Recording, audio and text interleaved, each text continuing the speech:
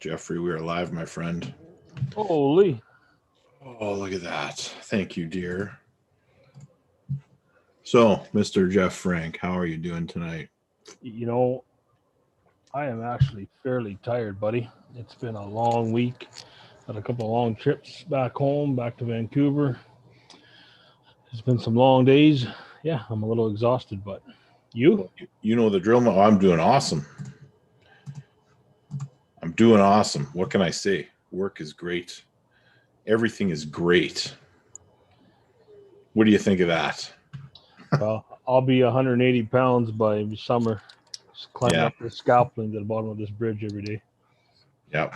I've been watching a lot of people do a lot of things online lately that I want to talk about, and maybe it's time for the airing of the grievances here. Well, this could be a Total bit Arm Wrestling show. show. But before we get there, let's talk about our sponsors. Who do we got? Turn that down. Yes. Sponsors, we have Israel Arm Wrestling Club, the best arm wrestling gear there is on the market today. Visit them at Israel Arm Wrestling Club on Facebook and Israel. Oh, the chats are coming in. Holy Jesus, what's going on here? Okay, go on. We have Western Survivor Beef Jerky, the best beef jerky on the planet today. Visit them at westernsurvivor.ca and Western Survivor Beef Jerky on Facebook. Don't interrupt me. What I ate today? You ever tried these ones? They're the little dry sausage fingers. They're like pepperettes. That motherfucker didn't give me any of those.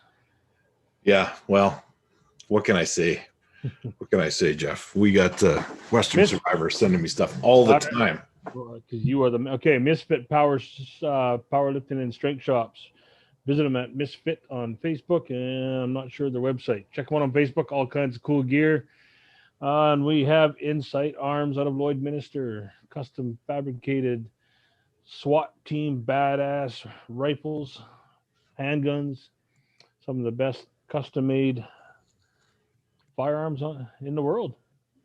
Right on, brother. And the other thing is we have our Patreon members, the Alpha members. We got Ready Go Solutions, Jeff Frank, Bruce Williz, Bryan Koerner, Jon Umpherville, Gary Roberts, Joe Fox, Mike Dumas, and Kenny Weaver. Thank you very much for your support, guys. And right off the bat, before we even get rolling, we got Joe Woodland jumping in with a $10 super chat, says, let's freaking go. Yes, let's go. And where was I? Whoa, where do we start? It's been a lot Where going do we on. even begin? Well,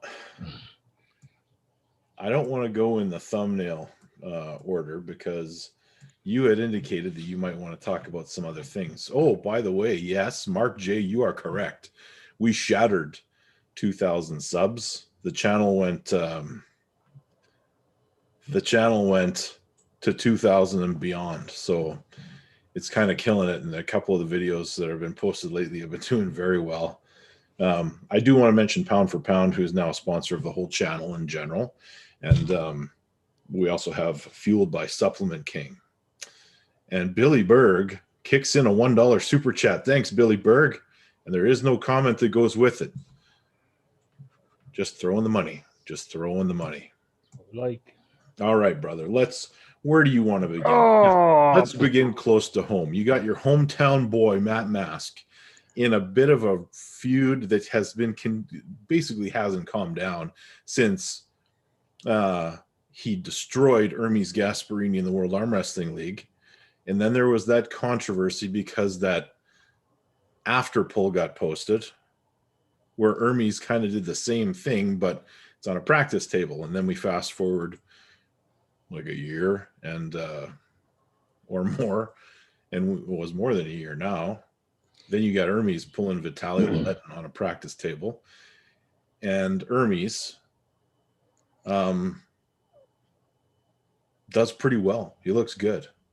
Yeah. So now in this era of callouts, we have Matt Mask potentially versus Hermes Gasparini, the rematch. What are your thoughts? Well, I mean, first of all, we got a lot to break down. There's lots of matches, but somewhere this is like swinging a dead cat and not hitting somebody with a YouTube channel or a podcast, because I'm sure this has been broken down in 18 different languages and 15 different ways. So we might as well have our turn at it and give it a whirl here. So I honestly haven't read or watched any of the other breakdowns of the matches. So I want to give my own opinion. So Matt Mass, Hermes Gasparini. Hermes has been bugging me for this rematch for over 2 years. We've talked substantially about doing it. Never transpired. But I think this time, after talking with Matt and Hermes, that it is going to happen. It's going to happen over in Dubai or Istanbul. Probably Dubai, and it'll probably be, I'm going to guess it's going to happen on the undercard of the Michael Todd Devon Larratt match. I'm almost certain that'll happen. So, yeah, I don't know, man. I mean, what do you want to say? I don't even want to discuss practice. It's practice, man. I mean, whatever. No, anybody can look good and everybody can look bad on a practice table. So, anything that goes on with Vitaly or whoever, Matt, it's absolutely irrelevant to anything. It means nothing. Anybody knows that. I mean, I've practiced with Matt for the last 4 years. So, I've seen guys like Steve Marcoux, Ali Hamadia, practice with Matt. And, I'm sure you're in the same boat.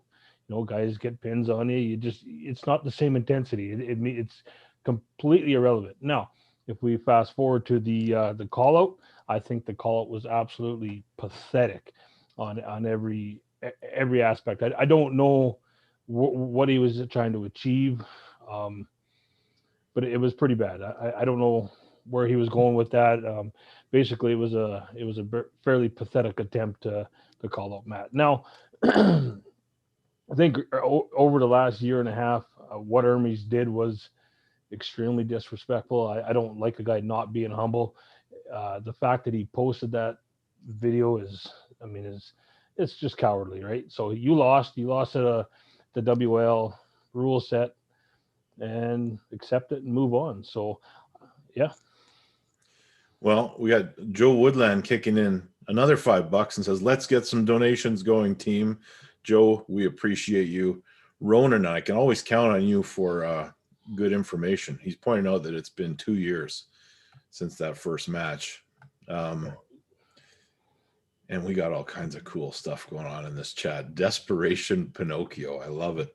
Arm Wrestling Opinion says, "What are the implications of Matt Mask winning the rematch? Will it legitimize Western arm wrestling for the Europeans?" I think so.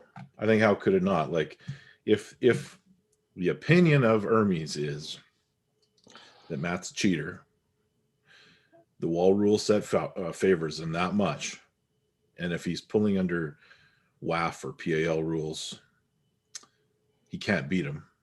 And then Matt goes over there and, in fact, beats him under what is a fair situation, then how could it not legitimize Western arm wrestling in the eyes of the Europeans and that side of the globe? I don't know. The Europeans seem really rigid in their whole, after watching Engin, I can't even believe that guy and how he's responding to this King's move. I'm at a loss for words and how rigid they are, and their lack of willing to participate in constructive communication on a topic. It blows my mind. And I don't know if it does or it doesn't.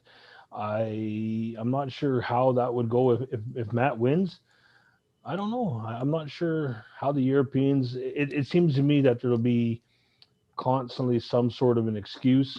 That's just kind of the development I've been seeing with their attitude towards different topics. So it's hard to know.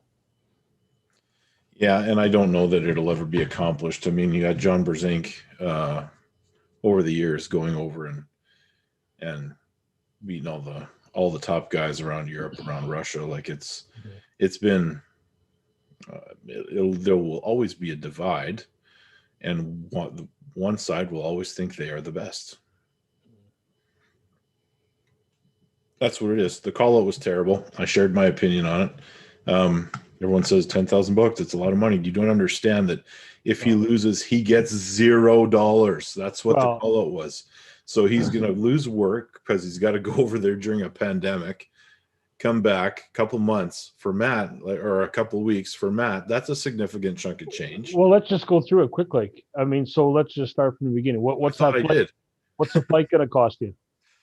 I checked. It was roughly from Winnipeg, which I know it's probably going to be a little cheaper out of one of the Alberta airports, but let's say $2,000 for all intents and purposes. That flight.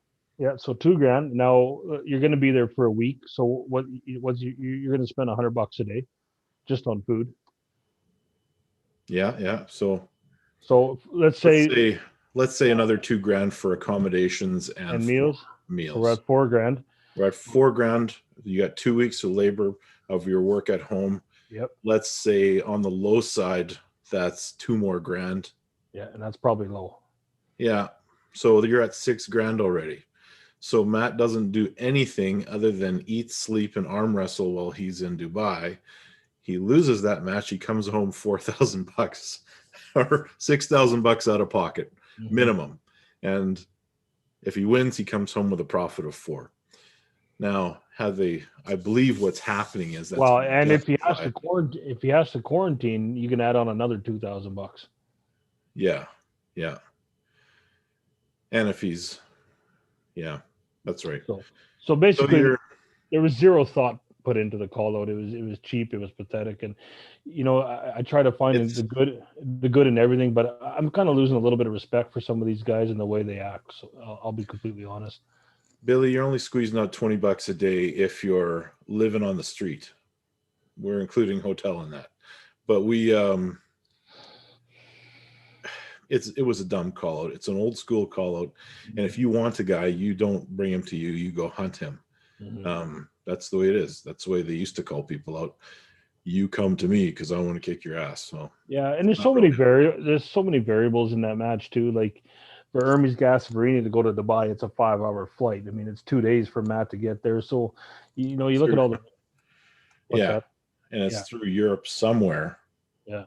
So you're probably landing in Hermes' hometown just to get the connecting flight. Yeah. So there's a lot of variables, and it's a lot for Matt. That's it has to be rewarding, and I think if it happens under the Larry Wheels brand, I think it'll be worth it. Oh yeah, I want to talk about that promotion, but I want to kind of get on to that after. So the Matt thing, apparently the good that's come out of it is Matt finally was motivated to start his YouTube channel, and a promoter got the attention of a few promoters who tried to put it together, and probably one is successful. So it's the same promoter that's going to run the Devon Larratt Michael Todd match. So you got any thoughts on that particular match? I haven't. Okay. I posted some stuff with Larry's announcement. This one I have all kinds of thoughts, and so again, this has probably been broken down in 20 different languages and 17,000 different podcasts, but I haven't watched any of them. But to me, man, I don't even know where to start with this one. So let's just talk about the match. So we got Michael Todd versus Devon Larratt. Now, okay, this is probably not the match that everybody wanted to see. I think Levon and Michael was the match that everybody wanted to see, but I think this match is the obvious match. Either him or Jerry Cataract was an obvious match, and I think for popularity wise, I think it'll be absolutely huge, and I think just the views alone will cover all the expenses for the payouts and the show fees. So I think on a popularity level, I think it's going to be huge. I don't know if it's the match that everybody wanted to see, but it is what it is. And here we go. This is Michael Todd, Devon Larratt, two of the biggest names, and I think it'll be huge for views. Now, the athletes, oh boy. So everything I'm going to say is just my assumption. I'm not saying anything's confirmed, denied. I'm just going to speak the way I see this. Now, I've been that I've been in contact with Larry Wheels and Adam. I've been negotiating with them on different things over the last little bit. I've been talking with Michael Todd over the last little bit, and I've talked with Devon Larratt multiple times. So Michael Todd right now to me is I mean, just look at the guy. I mean, he looks like he's 30 years old. He really does, other than the gray beard. He looks really, really good. And I mean, it looks He's in like good shape. He's in good shape. He's like in probably he looks extremely healthy. It looks like his diet's on point. It looks like his weight training's on point. His sleep patterns. He looks like he's in the best Michael Todd shape that I've ever seen him in my life, and that's scary. Now let's keep in mind that Michael Todd just went through 8 weeks or whatever it was with the best strength training that he probably's ever done in his life, with the best strength training coach there maybe is on the planet, with some of the best partners that he could ever had. I mean, there was just a consistent flow of guys coming in there. My God, that it's got to put his level at the top that it's ever been. I think Michael Todd right now is the best version by a mile. All right. That he's ever been. We got your point. No, I'm gonna keep Michael going. is at the zenith. I'm gonna He's living his best life. He is, and he He's looks really good. Conceived, believed, and he's achieving. So congratulations on him. He did everything. He's taken the sport really seriously, and I like that. Now let's go over to Devon. Now, yeah. Okay. I'm just trying to think how to word this. Now, in my opinion, this match isn't going to be close. Okay. And the reason why I'm saying, and now Devon's a magician. Devon is Devon, and I don't know. I can't confirm or deny what he has or hasn't been doing. But let's keep in mind that Devon is suffering from a very serious health issue. DVT is no joke. Okay. Now, I'm going to get to this, but in my opinion, I don't even think he should be taking this match. But that's just my opinion. I'm not a doctor. I'm not his mother. I'm just, in my opinion, I don't even believe he should be taking this match. But money will make you do crazy things and risk stuff. So if we look at the DVT, and it's I don't know what his trainings look like over the last 2 months. I would assume that he hasn't been able. Well, he's admitted that he hasn't been able to do too much.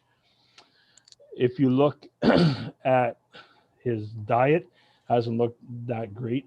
He doesn't look very healthy, but I'm just, that's just what I'm seeing. I don't want to. He's got a high definition camera, and he's always looked like he's been a little older than he is. Well, he just looks like this medical issues maybe taking a little bit of a toll. He looks light, he doesn't have he didn't have the training partners over the last few months that Michael Todd had. So with the DVT too, I mean, your blood is basically coagulated, right? So I don't know. I mean, that's going to restrict oxygen flow to your entire body. So I'm going to assume that his cardio is not the Devon cardio that we're used to seeing. Now I could be completely wrong, but now from what I know, so Devon made a post the other day. I had been talking to Devon about bringing him out to Alberta. He can't come to Alberta. I was talking to you about this too, Ryan. But we were going to collaborate and do something. But so Devon can't come to Alberta because he still, right now, from his post, still has blood clots. He still has DVT to some extent. So his doctor has advised him not to fly to Alberta. So one of the biggest challenges with DVTs, or that you're not supposed to do, is you're not supposed to fly. You shouldn't be doing that. So I don't know where it's at right now that he can't fly, where all of a sudden in May that he can fly. Now, hey, maybe his doctor's giving him a green light and said, we think by May you'll be fine, or he's just saying, fuck it, and I'm going either way because, I want to pull, and I want to pull this money under this brand. I don't know. There's just a whole lot of question marks around Devon. I could be completely off base, could be completely wrong. It might be the best Devon we ever seen. Thoughts? I don't know. I agree with you. I make some of those same observations. Ronan points out that he wasn't doing arm wrestling training, or he's doing weight training, but he was doing a fair amount of arm wrestling training there too. It's a shame they didn't actually get to train with Levon, even if it was just on the practice table, just to get that training in with a super strong guy. But, they wouldn't touch each other's hands. But,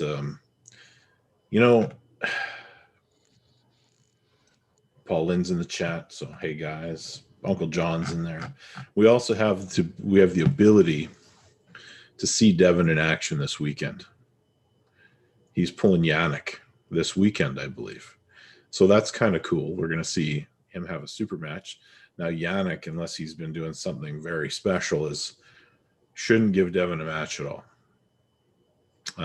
Devon says he's going to run through him every round. We will see. We will see. He still looks like an arm wrestler to me, but he makes some valid points. But I mean, he's taking the match. The match is happening. Let's hope it's a good one, because, well, if Michael wins,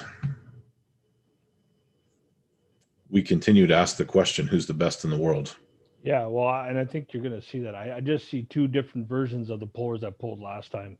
I see Michael 100 steps ahead, and maybe Devon 100 steps the other way, just based on training.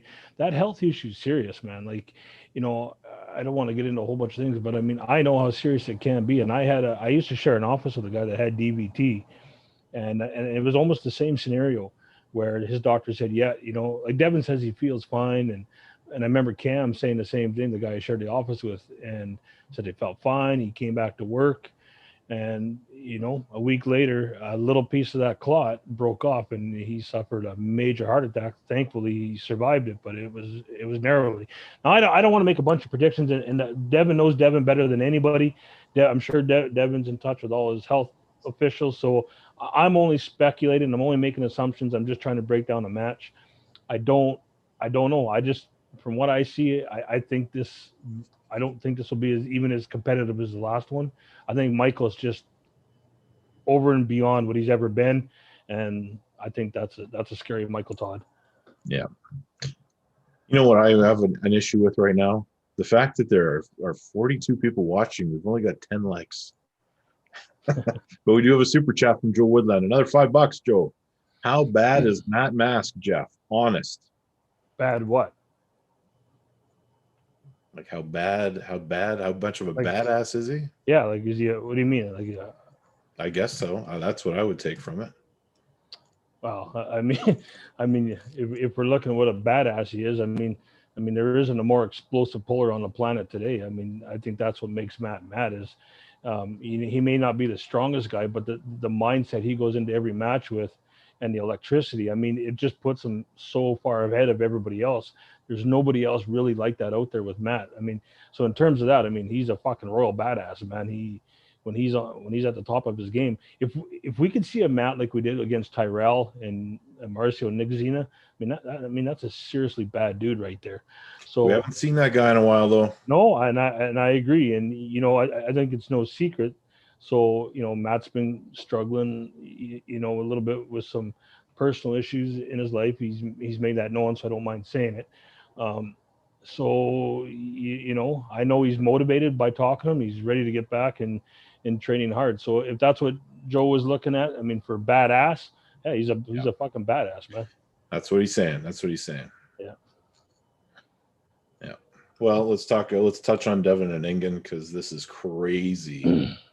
I mean, Engin is a very proud guy when he hears the things that Devon's been saying, even though I don't think Devon was like, no, man, meaning to really upset him. No. He kind of, when you make those cartoon things he does, those story time things he does, those got to drive people a little bit crazy. Well, here's the thing.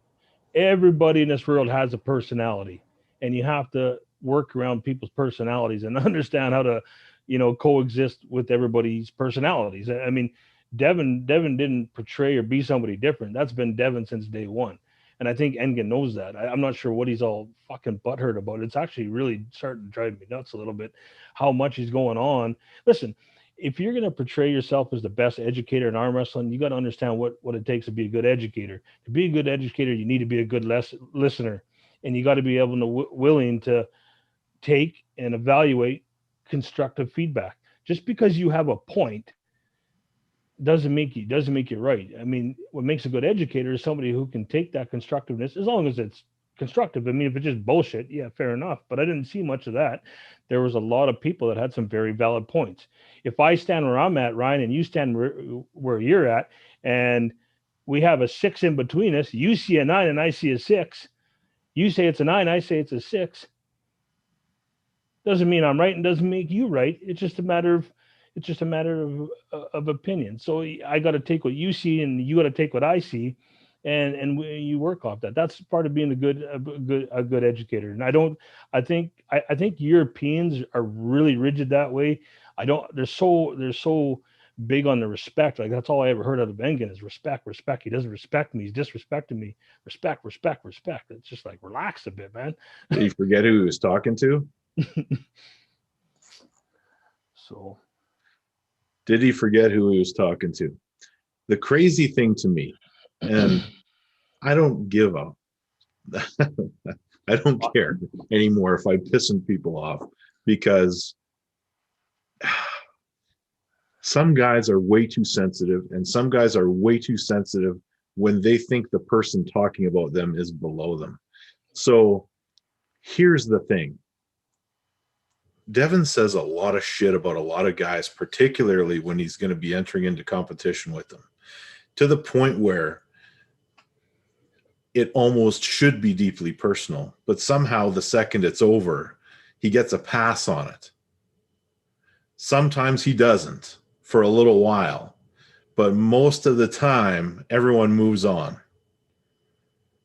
You know what I'm saying? Yeah, no, I hear you. And I mean, yeah, I don't get it. This, like, I agree with Engin. I think the extreme King's move, the extreme version of the King's move, where your upper arm is in a downward position and you're fully extended, it's shit. I hate it. It's not even arm wrestling at that point, because you're not using anything. There's no flexion in your arm. Yeah, and I'm not. That's where the whole argument started between those guys. Yeah, no, and I'm not going to disagree. I think I guess the only thing with Engin was his inability. I mean, if you look at Jeff Miller, there was a few other guys that really put a lot of thought into the King's movement, what they were trying to get their point across, and he really shut them all out. So yeah, I'm not going to disagree. I mean, I don't mind the King's move to an extent too, but I agree with you. I mean, we've seen a few matches like that where, I mean, both guys are literally sitting on their ass with their arms, extended out. And yeah, I'm not a fan of that either, but there's certain aspects of it that I think it's cool to evolve and see something different, some new styles. I mean, we got some guys in Alberta that utilize the King's move really, really well. So yeah, well, when I see guys training it, it drives me nuts. It just does. Anyway, I'm touching on the things that we have on our thumbnail before we get into some other stuff. Just hold on a sec here. Oh, what are you doing now? There's guys, seriously, there is not a single person in my part of the world who says that Michael Todd is number one. You can say that he is the guy, but it is not true. Well, here we go. Well, I mean, I don't think anybody in the Western Hemisphere says Michael Todd is the number one. We can say as a fan that we think he is. I think we've all agreed as a community to say we want to see the match to prove who is number one. I think that's kind of what I've been hearing. I mean, I don't know who number one, because we don't. I mean, I have to clarify something. You collect your thoughts on who's number one, but Phil Carty asked a good question. Is Michael Todd's move legit? Absolutely. Michael Todd can King's move in an upward position. Yep. He doesn't have to be below the table. Michael, you don't forget that he pulled in PAL rules so many times for decades before the WAL was ever around. WAL just made it way easier for guys to do that. The pin pad is lower and the pad is longer. You can extend farther and you don't drop as low or you have to drop way lower to get pinned. You can lever up on your tricep and it looks terrible. Yeah. So here's the way I look at it.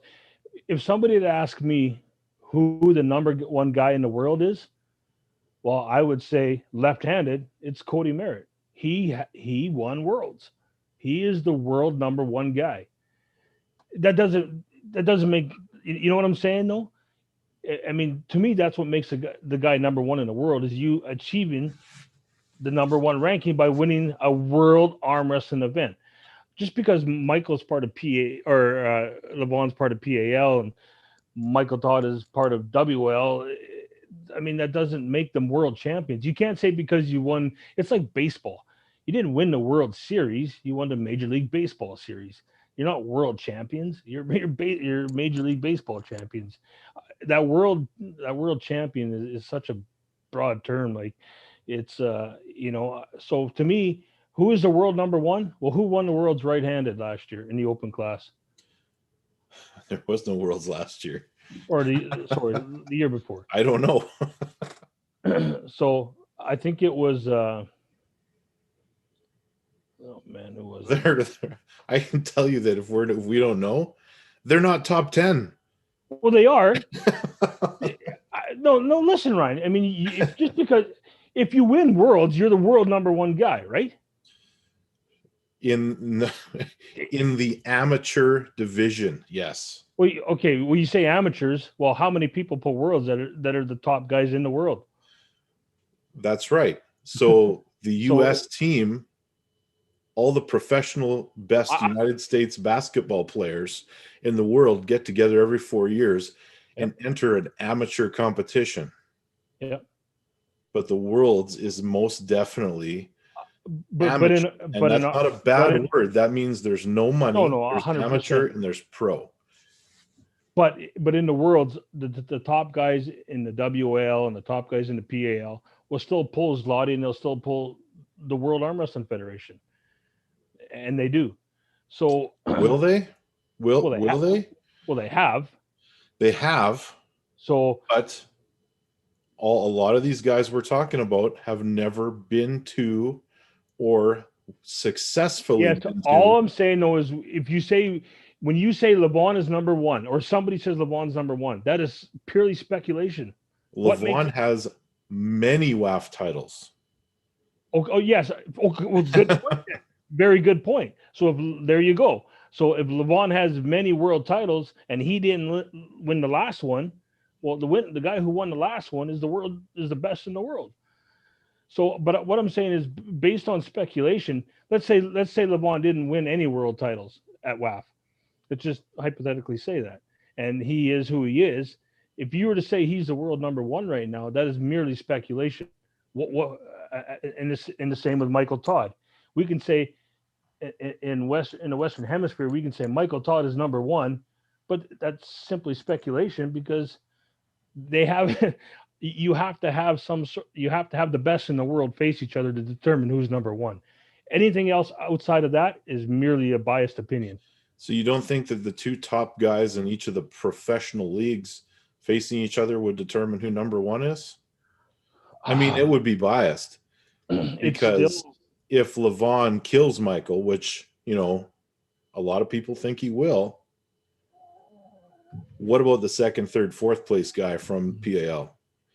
Is Michael going to be able to beat those guys? That's one of the questions. You have to have a determining body to figure out who's truly a number one guy in the world.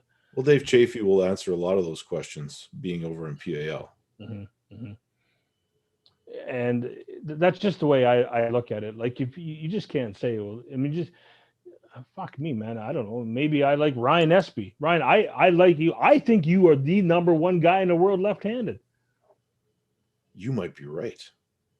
I might be, but it's merely speculation. When you won worlds, do you have on your Facebook page world champion? Because I am. Exactly. Yeah. So if somebody asked me who was the number one guy in the world that year, it was Ryan Espy. He was number one in the world. He's a world champion. The years that Levon won WAF, he was the world champion. Man, right now, but it that's was just first, and Cody Merritt for the left arm may actually be the top guy. He might be the top guy. Yeah. And that's all I'm saying. You know, I'm not sitting here saying that Levon certainly is and may be the best guy in the world. I'm not going to disagree with that. I just said people saying that he's number one is merely a biased opinion because you have to, at this point, you just have to put the best guys in on a table and see who comes up out on top. Hey, we got Joe Woodland jumping in here with another $5 super chat. Jeff Frank is the friggin' man. Promoter, ambassador, professor in arm wrestling in the world, period. Oh, I think that's Hyper uppercut, huh? that's a little far fetched, but I appreciate it, Joe. I do try hard. I mean, I love the sport. I do try. So yeah, thank you. All right. You know, when I made this thumbnail, I put in here the Ryan Bowen situation, but the Ryan Bowen situation has been solved. So, and it's kind of old news at this point. But I mean, it just goes to show you how quickly it's the Manitoba Mastiff Barbarian, not the Manitoba Moose. That's a hockey team in Winnipeg. That's awesome. It just goes to show you how fragile the whole YouTube thing can be, that somebody can use a loophole to get someone's channel taken down. Yeah, man. Like him or hate him, nobody's put as much effort into promoting our sport than Ryan Bowen. I mean, he's a true fan and a true lover of the sport. And yeah, that sucks to see. There's just, hey, I mean, Ryan, you and I both know there's just pieces of shit all over in this world, and guys like that are just fucking have no place, man. I despise that in people, and yeah, I mean, I'm glad to see Ryan didn't use. I liked what Ryan said about how his YouTube channel was a story of his life and his involvement in how he evolved through the years through arm wrestling. It was touching, and I'm glad to see that he didn't lose that because yeah, I mean that's pretty meaningful when you from where you started to where you are now, and you document that in a series of videos. I mean, yeah, that's pretty cool, man, and good on him. I'm glad to see that he got that resolved. Now, next thing I want to chat about, bring this up here, is on the poster. Did you see the poster? Of Michael, Todd, and Devon? Yep. Yeah. What did you notice about that poster? Well, here's the thing. I believe that I was probably the first person in the world to know that this was happening. And I actually had called you and I had told you, I said, Ryan, we need to talk. I have got inside information. This is going down with Michael, Todd, and Devon, and this is what's happening. So I knew a while back what was going on. I mean, I talked to the WAL regularly. I talked to Larry Wheels and his management team.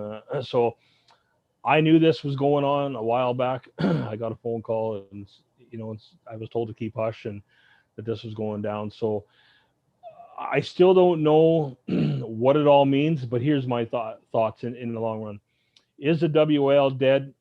I don't believe they're dead, but I do believe there's going to be an amalgamation between WAL and maybe Night Supplements or something with Larry. I think you're going to see these two into something really powerful.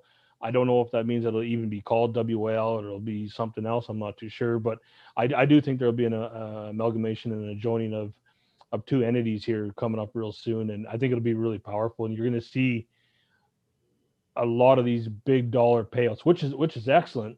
And I think a guy like Larry, that when I think the views alone and on the YouTube will pay for a lot of these big matches. So I think it's pretty cool. So Team Personal Record presents. That's Larry's brand. Yep. And dig it down to it. It says in association with WAL. After you get past the Devon Larratt photo that looks like it's been photoshopped, but we have his skin so smooth and young looking. But we have in association with the World Arm Wrestling League.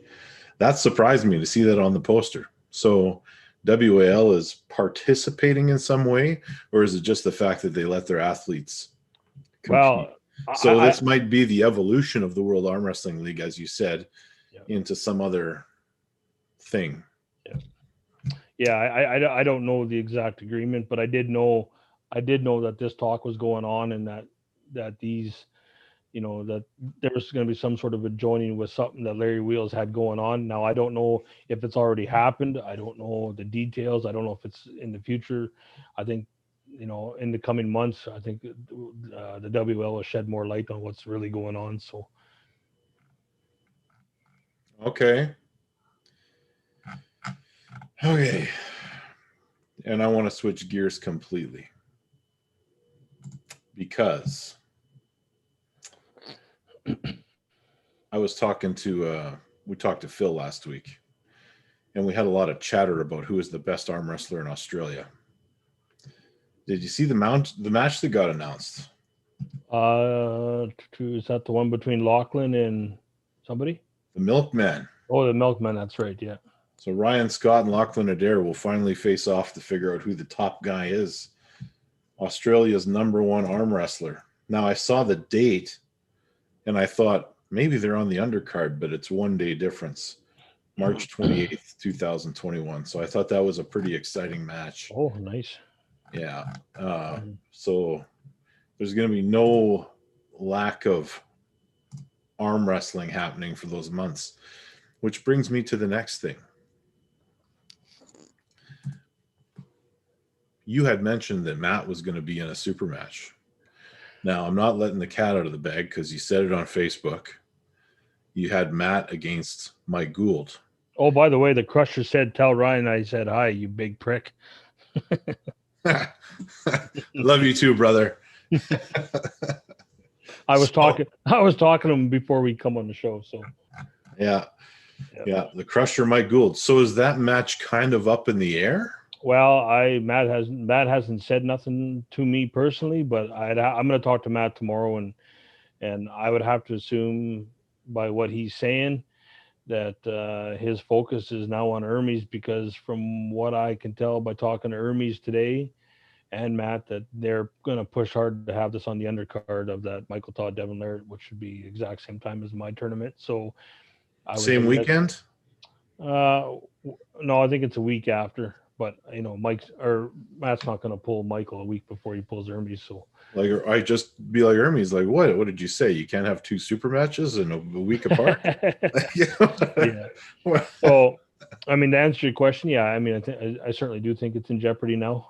That's what I was talking to Mike about, actually. And did you propose a solution? Well, I made a proposal to both Matt and Hermes at a different date. No. Yeah, I don't care about those guys. Hey, we're done. We're off of those guys. Mike Gould, did you Hey? Yes. Although I didn't mention any names, I just said once I talk to Matt, I'm just going to tell Matt to be, just be straight with me. If you're focused on that, that's fine. I don't want to lead Mike on. So let's just decide tomorrow whether it's on or off, and we will go from there. All right. Well, I have a solution, but I don't want to make the solution until you need it. I'm guessing Ryan Espy versus Mike Gould, right-handed. I'm going to be there anyway. You are. So hope he's going to get crushed, and maybe the Crusher is going to get crushed. We'll see. Oh man. I'm not sure. Well, there's somebody in the chat going on about Hermes, man. Like, I'm not. Why am I not seeing this? Who's the guy going on about Hermes? You're still on this thing? Well, his name's in Russian, so I can't pronounce it. So that guy. He told me I was delusional. I'm not understanding. Matt has absolutely nothing to do with this. Hermes is the one that lost to Matt under WAL rules. Like it or not, it does not matter. He lost to fucking Matt in WL rules. It is the duty and the obligation of Hermes to prepare for WL rules. He did not do that. He did not train with guys under WL rules. He did not have the experience. He failed in that part. Get over it. Now, you post a video of an after pull showing how strong you are. That is the most absolutely fucking ridiculous thing I've ever seen in my life. And you Europeans should be ashamed that that's what you call being humble. Okay? Because it's a joke. It's an after pull. All Hermes had to do was say, you know what? I lost fair and square under WL rules. Good for Matt, but I want a rematch. I'm going to come back stronger. We're going to do it under. But no, he posts this video and he goes on and on and on. And then over the course of the year, the Europeans jump on the bandwagon and they're posting all these goofy fucking pictures with circles drawn around it. And look at this, look at that. It doesn't matter. He lost under WL rules. End of story. Leave it alone. Why you guys go on about it and stop? And okay, Matt never disrespected Hermes at any point during this last year and a half, 2 years. Hermes nonstop bitched about the referee, bitched about the league. Well, the guy that won shouldn't have anything to say. He won the match. Well, but Matt, no, fair enough. But Matt, I mean, Matt could have said a whole lot. Could have told him all kinds of things. Like, Matt just went about his day and was very respectful. I mean, you can be an asshole. Well, that's not necessarily true. You can be a real asshole when you win too. So I think you referred to him as a little girl or something on our show because he was whining so much about losing the match. Yeah, but fair enough. He reacted to a situation, but in all, he didn't go out publicly and say anything. I mean, fuck, man, like, get over it. Kudos to Matt for being humble and being respectful, and that's how you should be in defeat and winning. I quite enjoyed his first video on his YouTube channel with the response. It made a lot of sense. He's leaning in, man. He's leaning. Oh, and by the way, Ivan, whatever your name is, yes. I know it's Ryan Bowen you were talking about being delusional, not me. So, yeah. So, anyways, I don't know. To me, I don't know how you guys post this shit all over Europe and are not fucking embarrassed by doing so. Like, I mean, grow up, man. Like, take a fucking loss and move on and come back bigger and stronger. So good for Matt. I really do hope this goes down again and we get to see it. And I think, and Matt says, I'm going to be 100% and I'm going to give it them all, win or lose. He's not talking shit. He replied to a call out and he was still very respectful. So that's what you like to see in any sport, and good on Matt. I'm glad to see that that's how we act. And over here in North America, we act like the most of us act like men. We take our losses, we take our wins, and we be as humble as we can. Joe Woodland, are you drinking, man? You got throwing us another $5 super chat. So the super chats tonight, almost exclusively brought to you by Joe Woodland. Broke blokes give a dollar holla. Nice. And then Fox 8-Ball, who is all over the place. I see him. After the way Hermes acted, he don't deserve another shot. I kind of agree with that. It's kind of like I this would have haunted Hermes until the day he died if Matt never agreed to arm wrestle him again. It's I honestly, I was going to make a post and say I can almost guarantee Matt's not even going to consider this, but I thought, well, fuck, with this new Larry Wheels thing, if the money's big enough, maybe he will. So I didn't say anything, and I'm glad I didn't. So because it looks like it's going to happen. Well, I hope that it's very successful and Larry makes a way more money than he puts into it, because if he doesn't, Larry's still a businessman, and he seems to really love arm wrestling. Stop. I'm going to go back to this Russian guy here. He's getting you, man. He is trolling the shit out of you. He's lost so many matches since, and it feels like he got weaker, but Hermes looks like he's on some good juice and gained, I think. Fair enough. And there's not, okay, fair enough. Yeah, you're 100% right. And that's a great thing about evolving in the sport. We will see. Has Hermes put more training and effort in now? But I'm only speaking of the match that happened in WL. That's all I'm speaking about. What's happened from that match till now is irrelevant. When they get back on the table, we'll prove everything. So, well, has Hermes competed since then? That's the question. I'm not too sure if Hermes has or not. I think he I don't know. Well, we got a big one this weekend, don't we? Oh boy, yeah, Not Fit Open. Look out. That's stacked.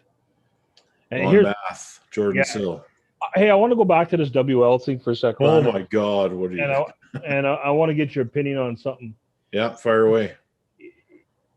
I would assume that if the WL and Larry Wheels amalgamate here, that and Larry said it in his video, he's going to bring the matches that you want to see, that everybody wants. So I think you're going to see more of the, I'm going to reference back to like the Jake Paul, Ben Askren type thing, the matches that bring the most views.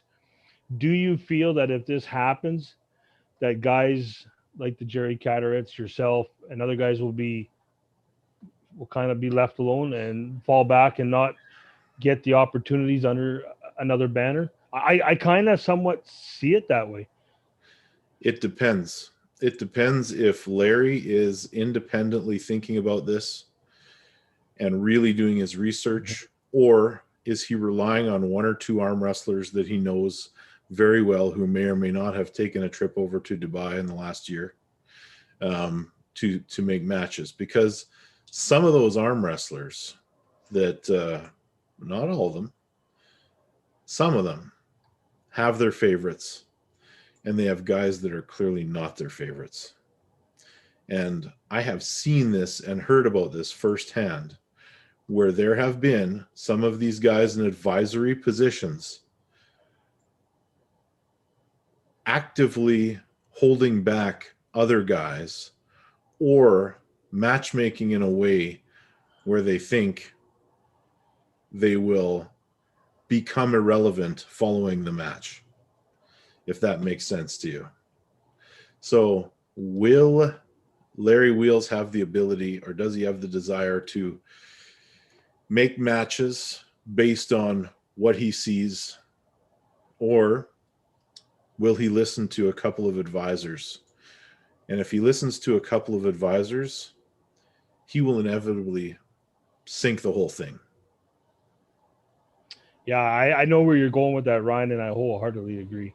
And you know, the one thing I can't help but thinking is even though maybe people get short-sighted and not think about the bigger picture sometimes, I could be completely wrong, but to me, it almost feels like we're losing over here in the Western Hemisphere is a good feeder system into something more elite.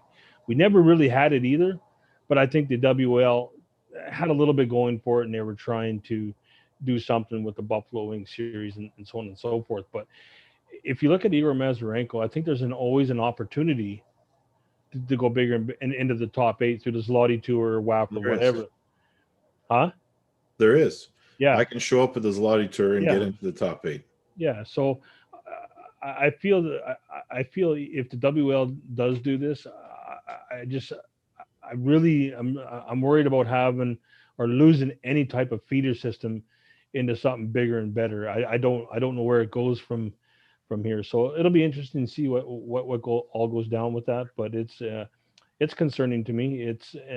I'm also a little concerned that, that guys that I feel are, the Paul Passmores, the Ryan Espies, the Wayne Withers, there's so many guys out there that are going to be prominent pullers that are just not going to get the light that they deserve. It's a concern of mine. We'll see, but I could. Yeah. So we need the TAL, Jeff. We need you to keep running events. We need you to research and bring in the guys that aren't getting all that attention. And you have an opportunity in front of you.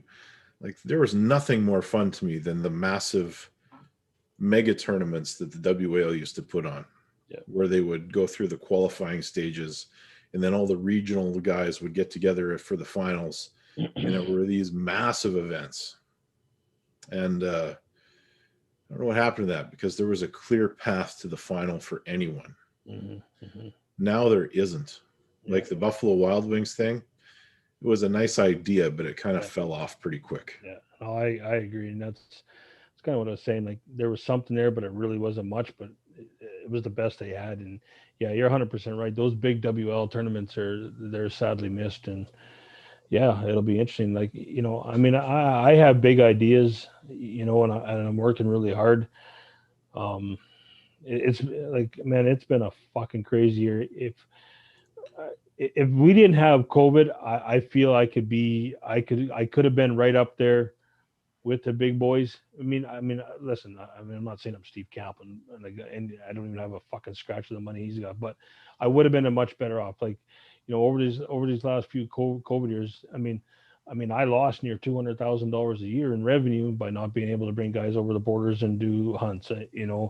Our wages. My wife is in hotel. She didn't work for fucking near a year. So we really had to tighten up our budget, and with the Boise event and everything, things got it was tight. Like there's just and I think COVID really hindered something that I could have done even bigger. But I know, anyways, whatever. We're on the road to recovery. Hopefully things get turned around here. We can start putting money back in our pockets and building something special. Yeah, I had a question. The Russian sounding guy, the guy with the Russian name said, Ryan, have you ever pulled Devon? Yes, I have. I've pulled him a number of times. I beat him twice. I beat him once at the Arnold's in 2001 and once in the Arnold's in 2010. That's it. Those are 2 right-handed matches. I don't think we've had a left-handed match. I hope that Russian guy, I hope that's not Yuri Makarov. I really like Yuri. He's a good guy. And yeah. So all these guys that are undefeated right now, you got to remember, like, we have a long history together. So it's I have wins over positive news though, Ryan. Guys. Hey? Here's some positive news. So you and I were discussing a while back or last week, and we had talked about bringing Larry on the show. Yeah. Okay? Yeah, and it's show 49. So let me just preface this. This is show 49. We could use a mega guest for show 50. So when I was talking to Larry and his management team, obviously the request, which I really like about Larry, he's a great guy.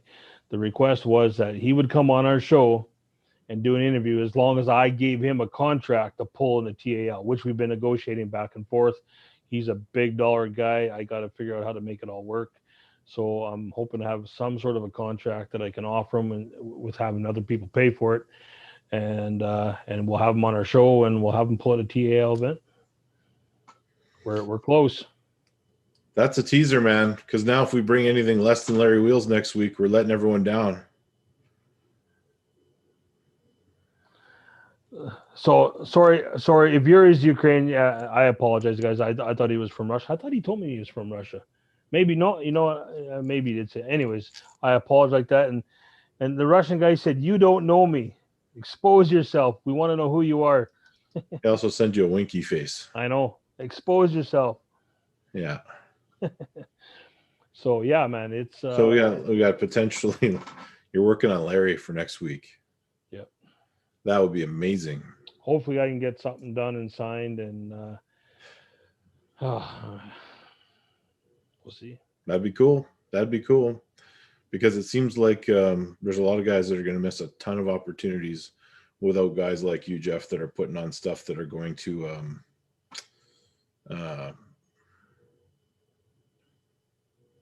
make it happen.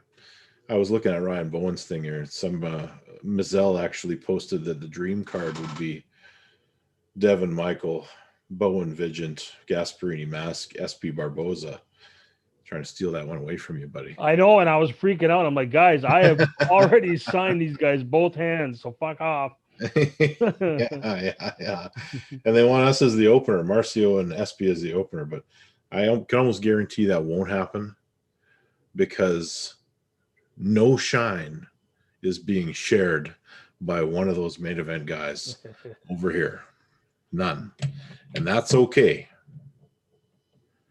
That's okay. We will get over it. Yeah, of course I don't want to lose. And, but here's the thing, Ryan, and I told you this earlier. Listen, I have you and Marcio Barboza, for July 3rd here in Vancouver. If this new Larry Wheels brand said, Ryan, we'd like to have you on the undercard. Here's $30,000. I would gladly step away to see you better yourself and, financially, and get the views that I personally think you deserve.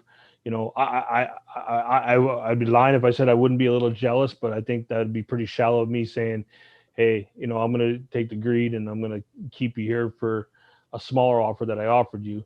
But I would say go ahead, Ryan. You go pull under the big spotlight because I think you deserve it. So does Marcio.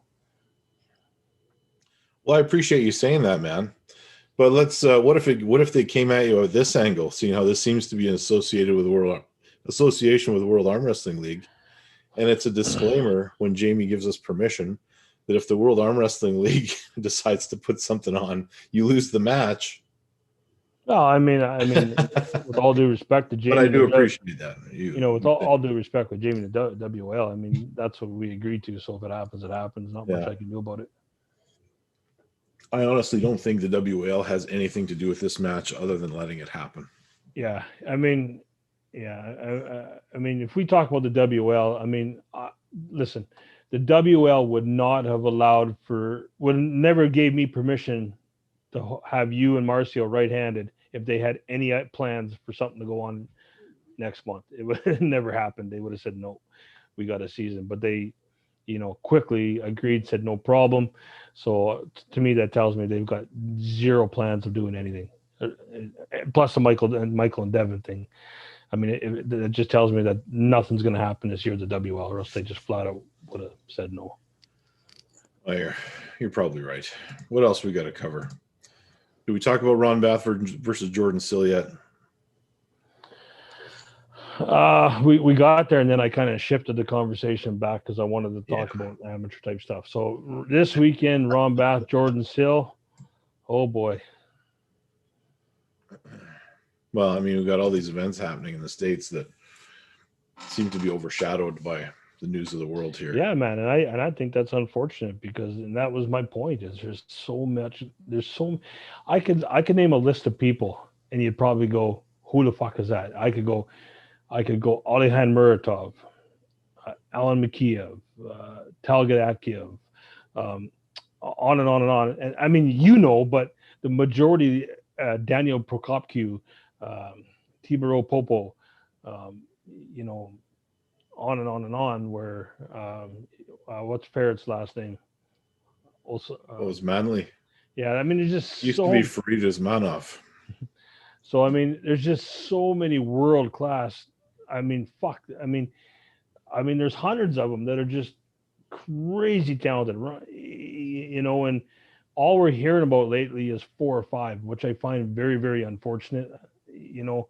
It's getting, we're hearing about the same 4 or 5 guys, and I guess that's kind of my vision, and I hope it's other promoters too, is like, let's fucking expose some of this talent, because it's just, there's so much of it out there that all these eyes that Larry Wheels is bringing in, all the hits are going to the same 5 guys. So I really hope that they expand on this, and I really hope that all these guys get the limelight that they deserve, because I mean, there's some fucking deadly pullers out there that unfortunately not all the people hear of, and even in Canada, North America, or in the United States, like, man, like, I mean, how many, like, you look at the Corey Millers, you look at, I mean, we can go on and on and on. You read that super chat. What the hell does that say? I don't know. Joe Woodland. Get it, Peniel?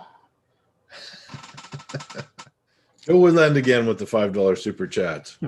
He's going to be broke by the end of the night if you don't slow down. So, yeah, I mean, back to Ron Bath, I mean, and Jordan Sill. Like, there's a lot of great pullers on that card that deserve a lot of recognition and a lot of spotlight. The good thing about that is Brad Cook is filming that whole thing, so Brad Cook will definitely get that exposure out there.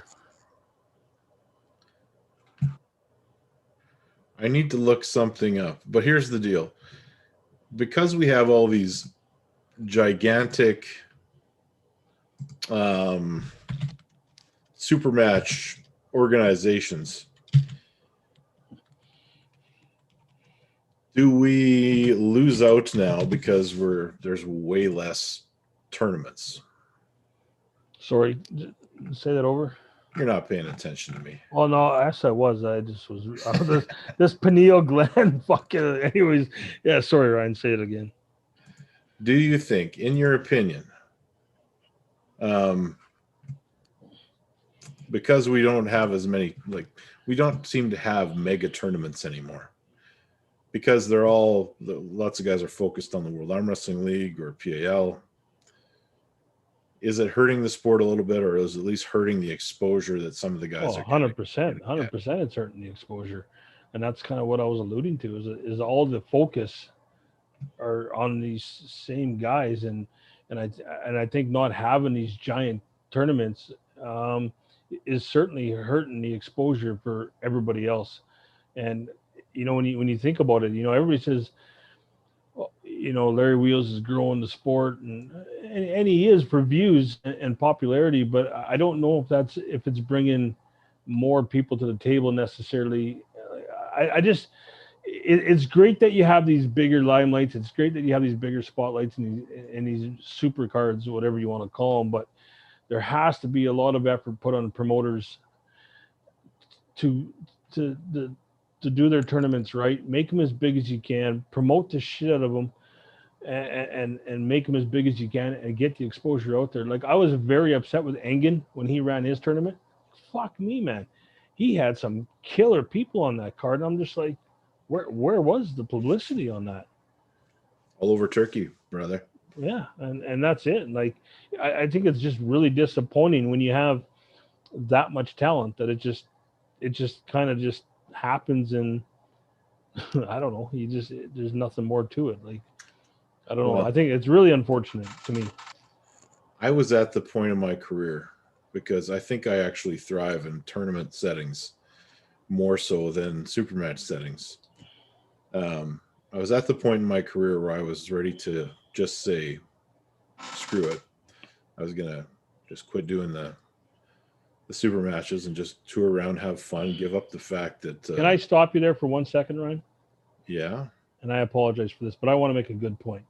I think one of the best matches that happened in the last 3 years is Ryan Espy versus Richard Lupke's. And that's a fucking match that I just believe got publicity-wise, got flushed down the toilet. And my God, that was the best match I have seen live. I mean, it was everything you wanted out of a super match, and I am extremely disappointed in the league, in the promoter, that match wasn't shown. I mean, come on, guys, that match was off the fucking charts. Well, sometimes it's a lack of knowledge, and the reason I don't really do that match much or talk too much about that match is because Richard wasn't maybe at his all-time best, right? I certainly wasn't, but he was not even more, because he had, the wrist surgeries in the not so distant past. But I mean, Richard seems to be ageless. Well, fair enough. You want to put a match on? You want to put that match on sometime, Jeff? I mean, yeah. I mean, I'd love to. Call it SP Lupke's 3. I would love to do that match again. But and yeah, I think we'll run that back. And I like what you said, but the thing is, I mean, that match ended up being the best match I have seen in any league.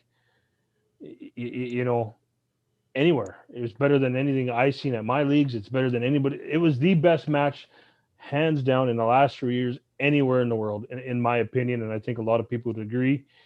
Whether anybody was just the match was phenomenal, and it's really disappointing that match did not do much other than get on a local Facebook page and then pretty much flushed away. It's sad to see, and I guess where I'm going with that is I hope that people learn from that and take value in what they're trying to promote, and let's give the spotlight to these guys and really showcase these big matches to the world. There's more to arm wrestling than Devon, Michael, Levon, Khalid, fucking Larry Wheels, and there's it's way bigger than I think what the majority of people are being exposed to. Yeah. So that third one's got to happen, Jeff. You know that, right? Yes. Anyway, where I was going with this. Sorry, Ryan. Where I was going with this is there was a time, like in recent history, where I was thinking about just like hanging it up, man. I was thinking about, just touring around, giving up the fact that I would ever make money, or I thought I'd never make any money at arm wrestling. I thought it was just something I would do for passion and sport. I was going to do just the world thing or just tour around doing the tournaments and see what happened. And then I got a call out of nowhere, it seemed, for signing a contract back with the World Arm Wrestling League. So, and I signed it, and then the world turned to shit. And about a few months later with the pandemic, and here we are. 15 months left on my 2-year contract, and I haven't seen an event happen since I signed it. But man, I love tournament arm wrestling. It is, I hope, something that never goes away. No, and it won't.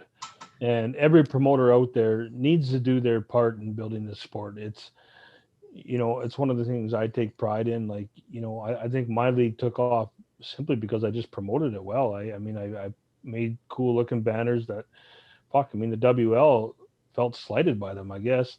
And, and I've sent them everywhere, and it just kind of took off from there. I have big ideas. Unfortunately, not everything's going to come to fruition, but, hey, if I can bat 50%, I'm happy. So, yeah. Well, Jeff, what do you want to talk about before we get off the air here? I think there was a question in there about whether Canada is still closed. Yeah, 100%. I think provincially, each province is kind of slowly opening up at its own pace. But federally, there's nothing on the horizon that's positive. Can I talk a little bit about my underground arm wrestling league? Hell yeah, man. Because this is a new adventure. The CEO has given me permission to talk about this. And can we talk about who the CEO is yet? No, we can't. They shall remain nameless. That's unfortunate. We are going to hold 8 super matches, because it's the same guy, or same person rather, right and left, for the 3 weight classes in the men and the 1 weight class in the women. And we are going to do it in a different environment. So I'm going to bring the 2 competitors. They come in. There's just the 2 competitors, the referee and the camera guy, who will be me. Ward Drake will be the referee. Everyone's masked up. Everyone's sanitizing. Those competitors are going to have their super match with the left. They're going to have their super match with the right. And then they're getting the hell out of there. We're going to sanitize everything, bring in the next 2. And this is all going to be recorded for YouTube. We're doing Warren Koerner. We're doing the next match, same process through it. And it's going to be a pretty cool thing. We're going to build it slowly. The events will only take place in one location. So it's going to be a different feel. We're not traveling around. We're not running tournaments. Watch it evolve. It's going to be exciting. So who are your, let's just do a quick rundown. Who are your matches? Lightweight men, Spencer Cleaver and Nick Penner. Ooh, Nick Penner's a killer. Nick Penner is a multiple national champion in Canada. Spencer is up and coming, and you've seen him on some of my other videos. He is my training partner. We're in the gym 5 days a week at 6 a.m. And then we have middleweight. And this is the interesting one. We got the Mocan, the Curtis Mocan. He's taking on Tanner Jenkinson. And you speak pretty highly of this Tanner kid. Tanner, how can I not, man? So you want to talk about practice matches and situations where practice matches kind of, can be taken not so seriously. If, like, take Jerry Carteret, for example. Jerry Carteret could show up to Chance Shaw's practice, arm wrestle for 2 hours, and then you see Chance throwing around on the table. Or maybe they're fresh. I don't know. But I will tell you something. There is the odd time, and if Curtis is watching this, he needs to listen to this, because there is the odd time where Tanner will show up to a practice and he beats me the first time we arm wrestle when we're both fresh. That reminds me of Stephen Marcoux at Matt. Yeah. And wow. So, and I'm like, what the hell do I do with this guy? Am I getting too old for this shit? Am I past my prime? And there's Tanner, and he's killing it, man. I'm trying to catch him like I always catch in practice. But, man, he's strong. He's been training through this whole thing. And we will find out what those guys are made of, because nice. Yeah. Yeah. And we have in your heavyweight division, Jeff Richardson, affectionately known as Jeff. And he's going to be in there taking on Ben Clausen, who is brand new, nice, but killing everybody around Manitoba. So that should be super fun. How come you don't have guys like Jimmy Finley going down here, or is it just circumstances? We're starting slow. Okay. And I looked for guys that wanted to arm wrestle both hands. First of all, they had to have the ability to do that. And I tried to pick a local guy just for the first event that was competitive with a guy from outside the area a little bit, because we are limited to our provincial borders at the moment, for sure. We will eventually try to bring guys in from outside, but the budget's got to go way up, because then you're looking at travel allowances, that kind of thing. All these guys are doing this for a modest amount of pay. So, good for you, man. I think it'll be fun. Good to see you. You forgot the most important matches, Jeff. Well, hold on a sec here. Let's get back to this. Is it Kelfer when are we going to pull Jeff? I don't know who KLFER is. Ferguson. Who? Oh boy, you don't know who he is. Well, it just says KL. How do I tell who it is?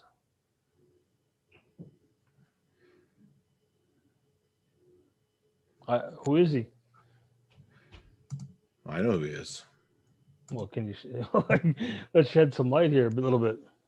I'll let him answer you. Maybe he doesn't want you to know who he is. When are we going to pull Jeff? Kenny Ferguson. We had from the States? From Idaho or something, or Utah? Should I give Is that the guy we're talking about? He's calling you out, man. But is that the guy we're talking about? Yeah. Oh, you fly up to Canada. We can pull tomorrow if you like. Kenny Ferguson. There, he said his name in the chat.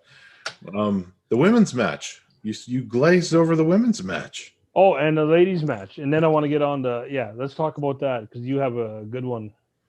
Yeah. Brittany Sutherland, who has been kind of inactive as far as she used to have a huge social media presence and kind of went away from that for a while. But Kenny Ferguson, you would train with Topi. Yeah, I'm out, man. I'm out. Okay. No, I'm just kidding. We can pull anytime. Sorry. Go ahead, Ryan. God damn it, Jeff. What an asshole. Being disrespectful to the women's match. Sorry. So you mentioned Jimmy Finley. We don't have Jimmy, but we do have his wife, his lovely wife, Christy. Hell of a good match. Brittany and Christy are going to pull, and we'll see where it goes from there. We got to figure out the structure of this whole thing. That is very cool, man, and that's a hell of a ladies match. So on the topic of Robbie Topi, he's probably in the chat. I got to throw this out there. I want to throw out a huge congratulations for Robbie Topi for becoming chief of police in his hometown, home city. That is so fucking cool. The guy is a badass, man. He is now chief of police. That's a huge accomplishment. Good for him. Congratulations, Mr. You know what I like about it? He's going to be so distracted. He won't be focused on his training as much. I don't know about that. I think he's got a routine set and stuff. But did you see the Sarah Backman Greg Gray practice match? No, I didn't. Did she beat him? Fuck me, I just ripped my earplugs out. Jeff's getting excited and he's not even drinking. So you got to look that up.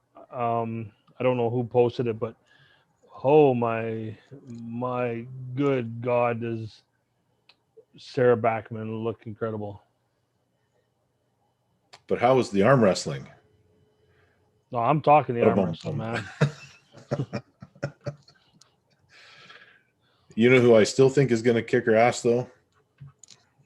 Because she's never stopped training through this whole thing, is Gabby. Oh, yeah. I mean, Gabby's just top of the world. Oh, yeah. Kenny says, Ryan, that's not true. Nothing happens in Parma, Idaho. That's funny. You know, I used to debate on like ordering pizzas and stuff to my opponent's rooms when we were at tournaments together. And that kind of crossed my mind when I was thinking about Topi being distracted. I should try that again. You should. Yeah. That's awesome. And what else hey, you got, brother? We got your hunting show on tomorrow night. Tomorrow, Man Tracker. Yeah, that guy's cool, man. If you guys don't know who Man Tracker is, Google it. Google it. Check it out on YouTube. The original Man Tracker. Yeah, so this week on the Outdoorsman Show, we got Man Tracker, seasons 1 to 6. He's obviously he's a veteran of the search and rescue team in forensic. I don't even know what they call it, but stuff where you just look at shit in the bush and figure out where a guy went and find them. There is a name for it. I just don't know what it is. So, well, no, it's serious, man. I don't know the name of it, but I mean, basically, there's no straight lines in nature. And I mean, it's very interesting how he determines stuff like that, and it's pretty cool. So anyways, tune in on my Facebook page tomorrow. He'll enlighten us all on what that all means, and yeah. And then the following week we have Chad Lenz, who served as Man Tracker in the final season, as well as he's a renowned big game outfitter, so should be a good one. That's a cool show, and it's over on the Total Arm Wrestling League YouTube channel. So make sure you head over there and hit subscribe on that channel. Kenny asked me if I'm back home. No, this is my hotel room in British Columbia, Vancouver. I should be home in the next couple weeks, though. So it's this is my little hotel. Yeah, I heard you hired a personal trainer.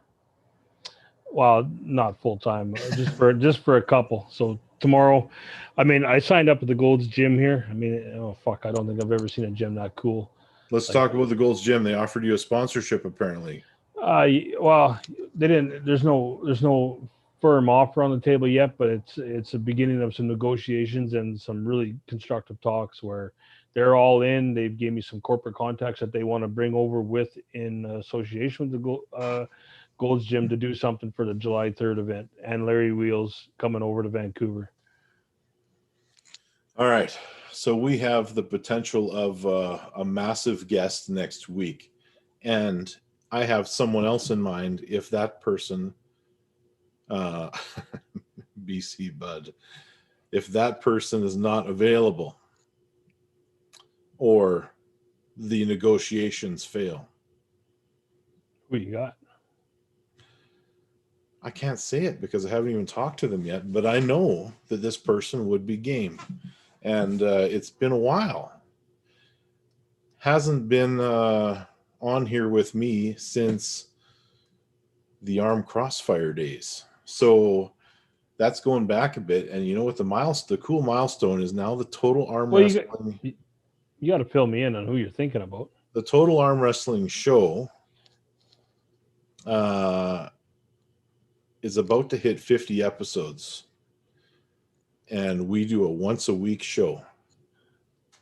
When we did Crossfire, we were pumping out sometimes a couple a week, but we also made it to 50 episodes, and that's where it stopped.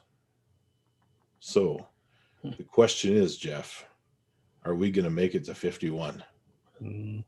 Yeah, 100%. I was going to say, fucking, unless I die this week, but I don't want to put out a jinx. Okay. Yeah, no, I can't tell you. I'll tell you off the air. All right. Because you gotta look up that Greg Gray Sarah Backman practice match though. Yeah. It was one of my favorite. It could be Gobby. No, it was one of my favorite guests we ever had on the show, and there was a lot of great ones. There was a lot of great. You know what? That would not be a bad idea, Randy. Mike Gould was episode 50 of Arm Crossfire. Maybe Mike Gould should be episode 50 of the Total Arm Wrestling show. Yeah, man, I'm open to anything. We'll see. We'll see what happens. Maybe we should do a collab. Have a couple guys on? Yeah. Unless it's Larry, then let's just have Larry because I got a million questions for him. Oh, that could be a 3-hour show. Yeah. We'll go late if we have Larry on. Cool. And the live chat will be busy. Hey, we got to throw a big thanks out. As far as I know, this is the highest viewers that I've ever seen us have. 40. Well, I think we're up to 50 at one point. So Oh yeah, we got and a big thanks to Joe Woodland for kicking in all those super chats, and Billy Berg kicking in his loony. it's loony. Fucking spend some of that NatFit sales, you bum. Yeah, Let's see. I don't burn my pancakes. When you burn your pancakes, it creates bad things in your body, and I was going to make it all really off. You know what I'm going to do a little bit different? Oh, we're going to end this show with something. Hold on a second. It's the longest goodbye. No. These long goodbyes. It's longer than a Ward Drake goodbye.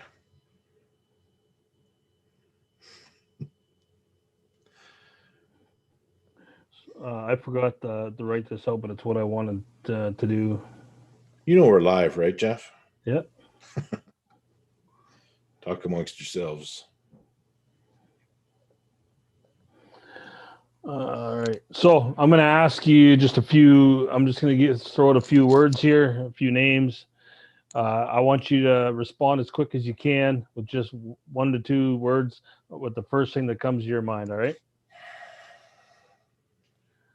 Tell me when you're ready. I'm ready. All right. WAL. Changing. Michael Todd. Dedicated. Marcio Barboza. Oof. Underrated. Hermes Gasparini. Oh man, Hermes Gasparini. That's more than 1 word. I'm going to say impressive. Okay.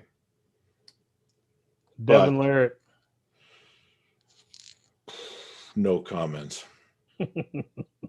Matt Mask. Okay, I'll go back. Devon Larratt, frustrating. Matt Mask.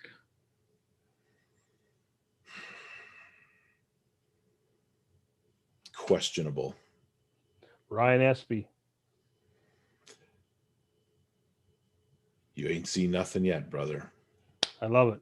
Jeff, I am so strong right now. You have no idea. I believe it, man. All right. Cool. Next week I'll do the same thing with you, but unless we have, our guests, then we'll do it with them. Sounds good. Tim Bresnan, top 8, yes or no? Yeah, I think so. I think Tim has still